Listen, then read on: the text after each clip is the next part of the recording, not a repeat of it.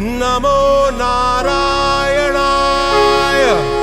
లక్షలాది రూపాయల జీతం వదులుకొని సాక్షాత్తు శ్రీవారి సేవలో తరిస్తుంటే ఆయన మీద దాడి ఎలా చేయాలనిపించింది అనేటువంటిది ప్రజల వాదన.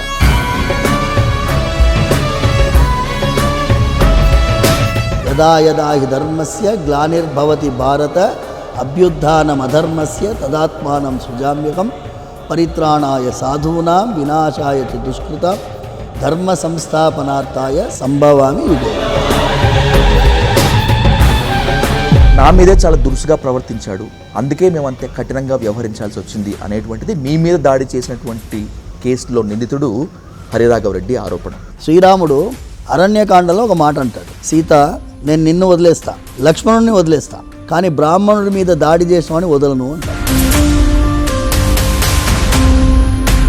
నన్ను కలవాలి ఆసక్తి ఉన్నవాడైతే నువ్వు ఒక్కడివి వచ్చేది ఉండే, నువ్వు గ్యాంగ్గా ఎందుకు వచ్చావు?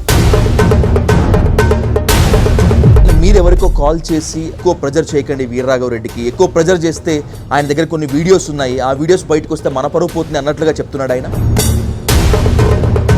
నేను ఎవరికో ఫోన్ చేసి ఆయన 26 మందో 25 మందో లెక్క పెట్టలేదు, నా మీద దాడి చేసి వచ్చారా మీరు ఆపండి చూసుకోండి అన్నాను అనుకోండి, వాడు దాటుతాడా ఊరు? కింద దోకేశావు, తోసా కింద కూర్చొని ఉన్నాను. రంగరాజన్ మద్యం మత్తులో ఉన్నారని, రంగరాజన్ గారి ఇంటికి వెళ్ళేటప్పుడు కాండోమ్ ప్యాకెట్స్ దొరికాయని, అన్నింటికీ మించి చిలుకూరు బాలాజీ టెంపుల్కి వచ్చేటువంటి అందమైన ఆడపిల్లల్ని వశం చేసుకుంటున్నారని విన్నప్పుడు హౌ యూ ఫెల్ట్? చాలా నేను ఆలోచించానబ్బా, నేను ఇది ఎవ్వరికి చెప్పలేదు, it's exclusive to you. Aditya పరాశరుడు అనేటువంటి ఒక దళితుణ్ణి మీరు భుజాల మీద ఎక్కించుకొని, దళితుణ్ణి ఎప్పుడైతే మీరు ఆలయ ప్రవేశం చేయించారో ఆ రోజు నుంచే మీరు సెంటర్ ఆఫ్ అట్రాక్షన్గా, సెంటర్ ఆఫ్ కాంట్రవర్సీగా మారారు అని నేను అనుకుంటున్నాను. Please don't stoop to this level, మీరు మిమ్మల్ని దిగజార్చుకోకండి అని నేను ప్రార్థిస్తున్నాను.